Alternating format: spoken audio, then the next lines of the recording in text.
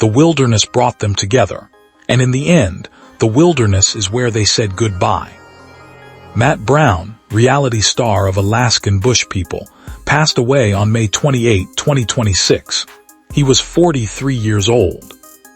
The Brown family held a private funeral and burial service in Washington state, on the 435-acre North Cascades property where the family has lived since 2017.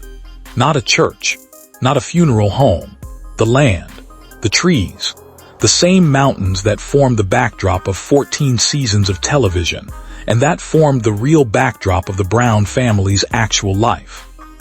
Because Matt Brown did not belong in a chapel. He belonged outside. He belonged on the water. He belonged in the specific, beautiful, demanding wilderness that his family built their identity around, and that he spent his final years trying to find his way back to. They brought him home, to the mountains, and they said goodbye the only way the Brown family knows how. Gabe Brown stood before the family and spoke the words that have stayed with everyone who heard them.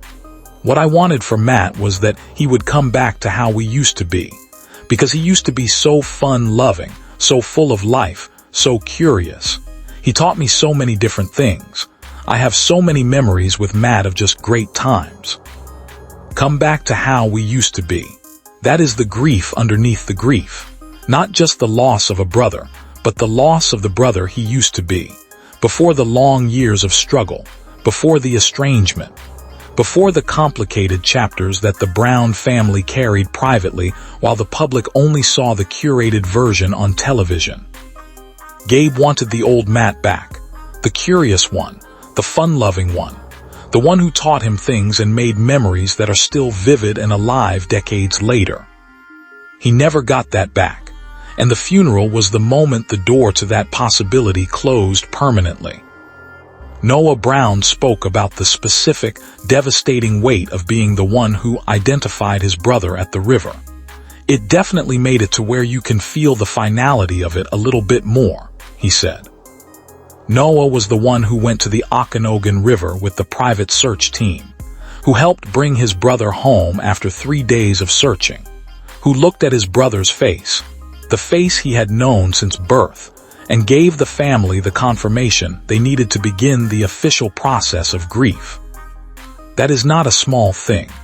That is the most painful kind of love, showing up for the hardest moment because somebody has to, and because you are the brother who will not let your family face it alone. Noah stood at the funeral carrying that, the river, the search, the identification, and he stood anyway because the Brown family shows up for each other, even when it breaks them.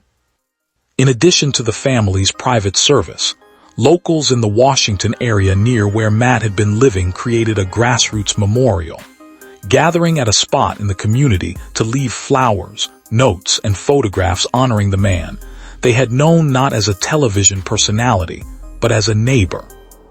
Flowers left by strangers, notes from people who had watched him on television and felt, through the screen, some real connection to the man underneath the character.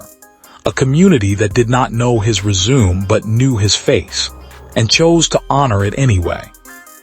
That is the specific, quiet tribute that only a working man, not a celebrity, not a star, but a person who lived among regular people and was known by them, receives. Not a Hollywood memorial. A Washington community coming to the side of a road with flowers. The reaction within the Brown family in the days following his passing was described by those close to them as a complicated mix of grief, shock, and for some, a kind of relief that the long years of anxiety about his well-being were finally over. Family members who had spent years worried about when and where he might reappear, and what condition he would be in, no longer carried that specific fear. That honesty is important, because it would be easier and less true to present the Brown family's grief as clean and simple. It was not clean. It was not simple. It was the grief of people who had loved someone through an enormously difficult chapter, who had stepped back when they had no other option, who had worried and prayed and hoped, and who are now sitting with the full, complicated weight of a loss that arrived both as a tragedy and as a kind of terrible peace.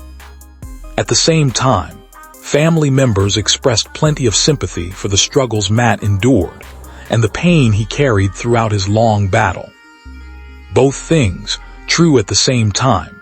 That is the most honest portrait of what the Brown family funeral actually held.